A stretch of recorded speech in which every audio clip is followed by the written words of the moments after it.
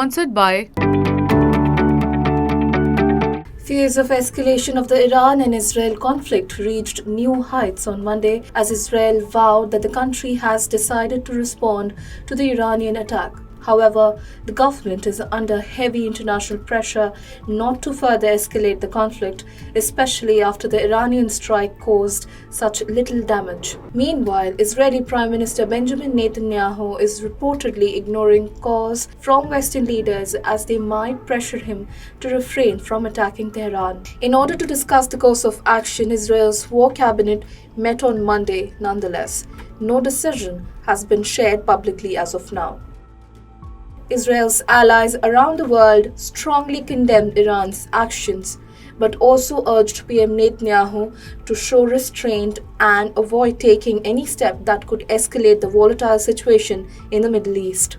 Even Israel's closest ally, US President Joe Biden, on Sunday night clarified with his Israeli counterpart that the country would not participate in any retaliatory strikes against Iran, clearly highlighting that he does not want any escalation in the war.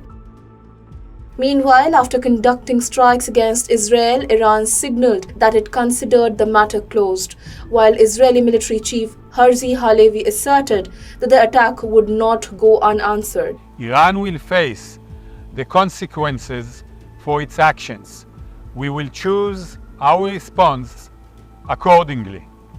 The IDF remains ready to counter any threat from Iran and its terror proxies as we continue our mission to defend the State of Israel. Responding to Israel's remarks, Iran's Political Affairs Minister Ali Bagheri Khan stated that it was capable of responding to Israel in seconds, and if necessary, the country would even deploy weapons that had never been used before.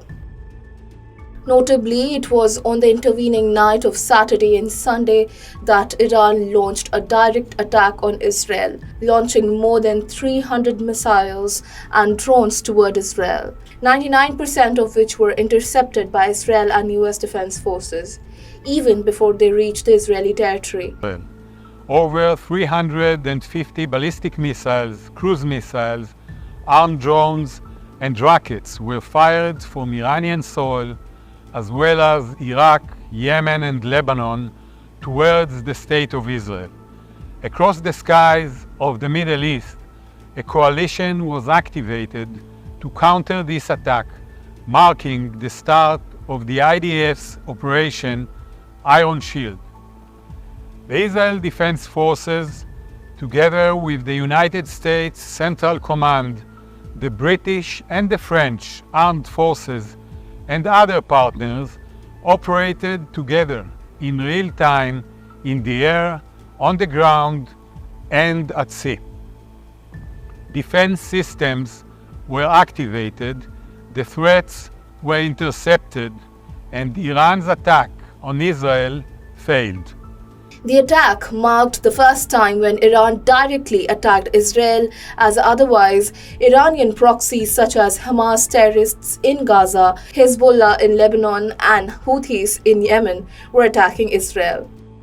Several reports suggest that Israeli defense and intelligence forces have reportedly used GPS jamming to thwart a series of Iranian drones and missiles. The GPS jamming system disrupted the guidance system of the Iranian weapons, and thus Jerusalem was able to avert potential harm while displaying its defense prowess in countering the regional threats. Nonetheless, Israel Defense Forces confirmed that Iran's attack caused slight damage to an airbase, reiterating that Iran's attack would meet with a response.